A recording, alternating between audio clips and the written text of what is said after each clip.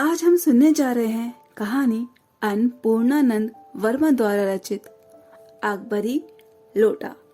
तो आइए सुनते हैं इस कहानी को। लाला झाऊलाल को खाने पीने की कमी नहीं थी। काशी के ठठेरी बाजार के मकान में रहते थे। नीचे की दुकानों में से 100 रुपए मासिक के करीब किराया उतर आता था। अच्छा खाते थे, अच्छा पहनते थे, पर 250 रुपए तो एक साथ आंख सेकने के लिए कभी नहीं मिले थे। इसलिए जब उनकी पत्नी ने एक दिन एकाएक 250 रुपए की मांग पेश की, तब उनका जी एक बार जोर से सनसनाया और फिर बैठ गया। उनकी यह दशा देखकर पत्नी ने कहा, डरिए मत, आप देने में असमर्थ है तो मैं अपने भाई से मांग लूं। लाला झाऊलाल दिल मिला उठे। उन्होंने रौब के साथ कहा, अजी हटो, 250 रुपए के लिए भाई से भीख मांगोगी? मुझसे ले लेना, लेकिन मुझे इसी जिंदगी में चाहिए। अजी इसी सप्ताह ले लेना। सप्ताह से आपका तात्पर्य 7 दिन से है या 7 वर्ष से? लाला झाऊलाल ने रौब के साथ खड़े होते हुए कहा, आज से 7वें दिन मुझसे 250 रुपए ले लेना। लेकिन जब 4 दिन ज्यों के त्यों यूं ही बीत गए और रुपयों का कोई प्रबंध न हो सका, तब उन्हें चिंता होने लगी। प्रश्न अपनी प्रतिष्ठा का था, अपने ही घर में अपनी साख का था। देने का पक्का वादा करके अगर अब ना दे सके तो अपने मन में वह क्या सोचेगी? उसकी नजरों में उसका क्या मूल्य रह जाएगा? अपनी वाहवाही की सैकड़ों गाथाएं सुना चुके थे। अब जो एक काम पड़ा तो चारों खाने चित हो रहे। यह पहली बार उसने मुंह खोलकर कुछ रुपयों का सवाल किया था। इस समय अगर दम दबाकर निकल भागते हैं तो फिर उसे क्या मुंह दिखाएंगे? खैर, एक दिन और बीता। 5वें दिन घबराकर उन्होंने पंडित बिलवासी मिश्र को अपनी विपदा सुनाई।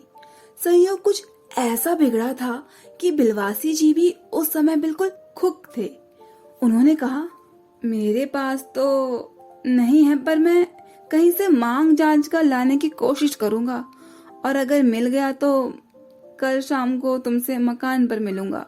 वही शाम आज थी, हफ्ते का अंतिम दिन। कल 250 रुपए या तो गिन देना है या सारी हेकड़ी से हाथ धोना है। यह सच है कि कल रुपया ना आने पर उनकी स्त्री उन्हें डामल फांसी पर तो ना चढ़ा देगी, केवल जरा सा हंस देगी। पर वह कैसी हंसी होगी? कल्पना मात्र से झाऊलाल में मरोड़ पैदा हो जाती थी। आज शाम पंडित बिलवासी मिश्र को आना था। यदि ना आए तो, या कहीं रुपए का प्रबंध ना कर सके तो? यही उधेड़ बुन में पड़े लाला झाऊलाल छत पर टहल रहे थे। कुछ प्यास मालूम हुई। उन्होंने नौकर को आवाज दी। नौकर नहीं था तो खुद उनकी पत्नी पानी लेकर आई। वह पानी तो जरूर लाई, पर गिलास लाना भूल गई थी। केवल लोटे में पानी लिए हुए वह प्रकट हुई। फिर लोटा भी संयोग से वह जो अपनी बेढंगी सूरत के कारण लाला झाऊलाल को सदा से नापसंद था तो वैसे नया, 1-2 साल का ही बना होगा, पर कुछ ऐसी गढ़न उस लोटे की थी कि उसका बाप डमरू और माँ चिलम रही हो। लाला ने लोटा ले लिया, बोले कुछ नहीं। अपनी पत्नी का अदब मानते थे। मानना ही चाहिए, इसी को सभ्यता कहते हैं। जो पति अपनी पत्नी का ना हुआ वह पति कैसा? फिर उन्होंने यह भी सोचा कि लोटे में पानी दे तब भी गनीमत है। अभी अगर मैं चू कर देता हूँ तो बाल्टी में भोजन मिलेगा, तब क्या करना बाकी रह जाएगा? लाला अपना गुस्सा पीकर पानी पीने लगे। उस समय वह छत के मुंडेर के पास ही खड़े थे।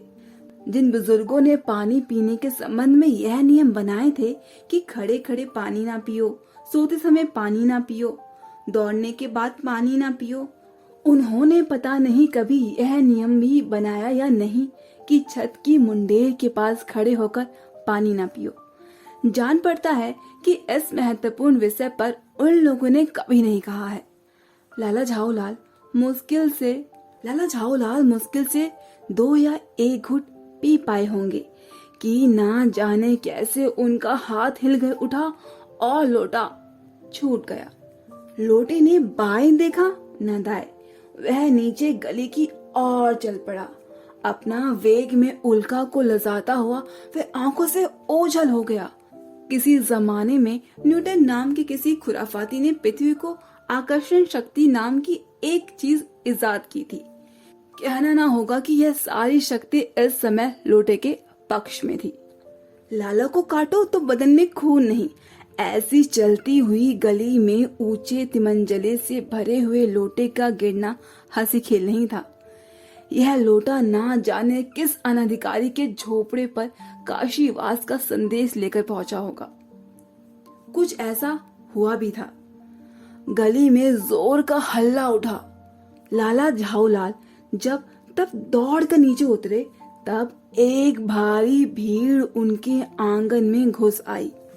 लाला झाऊलाल ने देखा कि इस भीड़ में प्रधान पात्र एक अंग्रेज है जो नक्शिक से भीगा हुआ है और अपने एक पैर को हाथ से सहलाता हुआ दूसरे पैर पर नाच रहा है। उसी के पास अपराधी लोटे को भी देखकर लाला झाऊलाल जी ने फौरन 2 और 2 जोड़कर स्थिति को समझ लिया। गिरने के पूर्व लोटा एक दुकान के साइबान से टकराया। वहां टकराकर उस दुकान पर खड़े उस अंग्रेज को उसने सांगोपांग स्नान कराया और फिर उसी के बूट पर आ गिरा। अब अंग्रेज को जब मालूम हुआ कि लाला झाऊलाल ही उस लोटे के मालिक हैं, तब उसने केवल एक काम किया, अपने मुंह को खोलकर खुला छोड़ दिया। लाला झाऊलाल को आज ही यह मालूम हुआ कि अंग्रेजी भाषा में गालियों का ऐसा प्रकांड कोश है। इसी समय पंडित बिलवासी मिश्र भीड़ को चीरते हुए आंगन में आते दिखाई पड़े। उन्होंने आते ही पहला यह काम किया कि उस अंग्रेज को छोड़कर जितने भी आदमी आंगन में घुस आए थे सबको बाहर निकाल दिया। फिर आंगन में कुर्सी रखकर उन्होंने साहब से कहा, आपके पैरों में कुछ चोट आ गई है, आप आराम से कुर्सी पर बैठ जाइए। साहब बिलवासी जी को धन्यवाद देते हुए बैठ गए और लाला झाऊलाल की ओर इशारा करके बोले, आप इन शख्स को जानते हैं? बिल्कुल नहीं, और मैं ऐसे आदमी को जानना भी नहीं चाहता जो निरीह राह चलते लोगों पर लोटे के वार करता फिरे। मेरी समझ में he is an dangerous lunatic. नहीं, मेरी समझ में he is an dangerous criminal. परमात्मा ने लाला झाऊलाल की आंखों को इस समय कहीं देखने के साथ खाने की शक्ति दे दी होती तो यह निश्चय है कि अब तक बिलवासी जी को अपनी आंखों से खा चुके होते। वे कुछ समझ नहीं पाते थे कि बिलवासी जी को इस समय क्या हो गया है। साहब ने बिलवासी जी से पूछा, तो क्या करना चाहिए? पुलिस में इस मामले की रिपोर्ट कर दीजिए जिससे यह आदमी फौरन हिरासत में ले लिया जाए। पुलिस स्टेशन कहाँ है? पास ही है, चलिए मैं बताऊं। चलिए। अभी चला। आपकी इजाजत हो तो मैं इस लोटे को इस आदमी से खरीद लूं। क्यों जी, बेचोगे? मैं 50 रुपए तक इसके दाम दे सकता हूँ। लाला झाऊलाल तो चुप रहे, पर साहब ने पूछा, इस रद्दी के लोटे को आप 50 रुपए में क्यों खरीद रहे हैं? आप इस लोटे को रद्दी बताते हैं? आश्चर्य है, मैं तो आपको एक विज्ञ और सुशिक्षित आदमी समझता था। आखिर बात क्या है, कुछ तो बताइए भी। जनाब, यह ऐतिहासिक लोटा जान पड़ता है। जान क्या पड़ता है, मुझे तो पूरा विश्वास है कि यह वह प्रसिद्ध अकबरी लोटा है जिसकी तलाश में संसार भर के म्यूजियम में परेशान है। यह बात? जी जनाब, 16वीं शताब्दी की बात है। बादशाह हुमायूं शेरशाह से हार कर भागा था और सिंध के रेगिस्तान में मारा मारा फिर रहा था। एक अवसर पर प्यास से उसकी जान निकल रही थी। उस समय एक ब्राह्मण ने इस लोटे से पानी पिलाकर उसकी जान बचाई थी।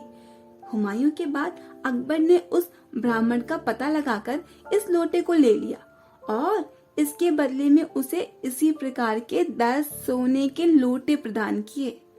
यह लोटा सम्राट अकबर को बहुत प्यारा था, इसी से इसका नाम अकबरी लोटा पड़ा। वह बराबर इसी से वजू करता था। सन 97 तक इसके शाही घराने में रहने का तो पता है, पर इसके बाद लापता हो गया था। कलकत्ता के म्यूजियम में इसका प्लास्टर का मॉडल भी रखा हुआ है। पता नहीं ये लोटा इस आदमी के पास कैसे आ गया। म्यूजियम वालों को पता चले तो फैंसी दाम देकर इसे खरीद ले जाएंगे। इस विवरण को सुनते सुनते साहब की आंखों पर लोभ और आश्चर्य का ऐसा प्रभाव पड़ा कि वे कोड़ी के आकार से बढ़कर पकौड़ी के आकार की हो गई। उसने बिलवासी जी से पूछा, तो आप इस लोटे का क्या करिएगा? मुझे पुरानी ऐतिहासिक चीजों का संग्रह का शौक है। मुझे भी पुरानी और ऐतिहासिक चीजों का संग्रह का शौक है। जिस समय यह लोटा मेरे ऊपर गिरा था उस समय ही मैं यही तो कर रहा था। उस दुकान से पीतल की कुछ पुरानी मूर्तियां खरीद रहा था। जो कुछ हो, लोटा तो मैं ही खरीदूंगा। वाह, आप कैसे खरीदेंगे? मैं खरीदूंगा, यह मेरा हक है। हक है? जरूर हक है। यह बताइए कि इस लोटे के पानी से आपने स्नान किया था कि मैंने? आपने? वह आपके पैरों पर गिरा था या मेरे? आपके। अंगूठा आपका भरता किया गया या मेरा? आपका। इसलिए इसे खरीदने का हक मेरा है। यह सब बकवास है। दाम लगाइए, जो अधिक दे वह ले जाए। यही सही है। आप इसका 50 रुपया लगा रहे थे ना? मैं 100 दूंगा। मैं 150 देता हूँ। मैं 200 देता हूँ। अजी 250 मैं देता हूँ। यह कहकर बिलवासी जी ने 250 के नोट लाला झाऊलाल के आगे फेंक दिए। साहब जी को भी ताव आ गया। उसने कहा, आप 250 देते हैं तो मैं 500 देता हूँ। अब लीजिए। बिलवासी जी अफसोस के साथ अपने रुपए उठाने लगे, मानो अपनी आशाओं की लाश उठा रहे हैं। साहब की ओर देखकर उन्होंने कहा, लोटा हुआ आपका, ले जाइए। मेरे पास तो 250 से अधिक है ही नहीं। यह सुनना था कि साहब के चेहरे पर प्रसन्नता की कूंची गिर गई। उसने झपट कर लोटा लिया और बोला, अब मैं हंसता हुआ अपने देश लौटूंगा। मेजर डगलस की डिंग सुनते सुनते तो मेरे कान पक गए थे। मेजर डगलस कौन है? मेजर डगलस मेरे पड़ोसी हैं। पुरानी चीजों के संग्रह करने में मेरी उनकी होड़ रहती है। गत वर्ष वे हिंदुस्तान आए थे और यहाँ से जहांगीरी अंडा ले गए थे। जहांगीरी अंडा? हाँ, जहांगीरी अंडा। मेजर डगलस ने समझ रखा था कि हिंदुस्तान में ही वे अच्छी चीजें ले सकते हैं। पर जहांगीरी अंडा है क्या? आप जानते होंगे कि एक कबूतर ने नूरजहां से जहांगीर का प्रेम कराया था। जहांगीर के पूछने पर कि मेरा एक कबूतर तुमने कैसे उड़ जाने दिया, नूरजहां ने उसके दूसरे कबूतर को भी उड़ाकर बताया था कि ऐसे। उसके इस भोलेपन पर जहांगीर दिलो जान से निछावर हो गया था। उसी क्षण से उसने अपने को नूरजहां के हाथ कर दिया। कबूतर का यह एहसान वह नहीं भूला। उसके एक अंडे को बड़े जतन से रख छोड़ा। एक बिल्लौर की हांडी में वह उसके सामने टंगा रहता था। बाद में वही अंडा जहांगीरी अंडा के नाम से प्रसिद्ध हुआ। उसी को मेजर डगलस ने पार्सल दिल्ली के एक मुसलमान सज्जन से 300 रुपए में खरीदा था। यह बात? हाँ, अब मेरे आगे दून की नहीं ले सकते। मेरा अकबरी लोटा उनके जहांगीर अंडे से एक पुश्त पुराना है। इस रिश्ते से तो आपका लोटा उस अंडे का बाप हुआ। साहब ने लाला झाऊलाल को 500 रुपए देकर अपनी राह ली। लाला झाऊलाल का चेहरा इस समय देखने बनता था।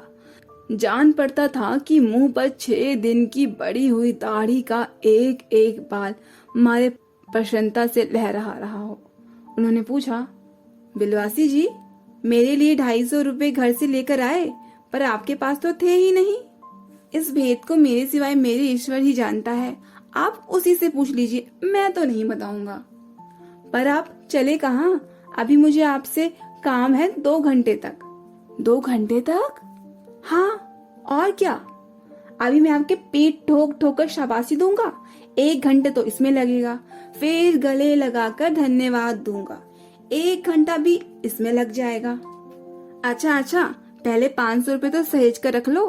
रुपया अगर अपना हो तो उसे सहेजना एक ऐसा सुखद मनमोहक कार्य है कि मनुष्य उसे सहज में तन्मयता प्राप्त कर ही लेता है। लाला झाओलाल ने अपना कार्य समाप्त करके ऊपर देखा, पर बिलवासी जी इस बीच अंतर्ध्यान हो गए।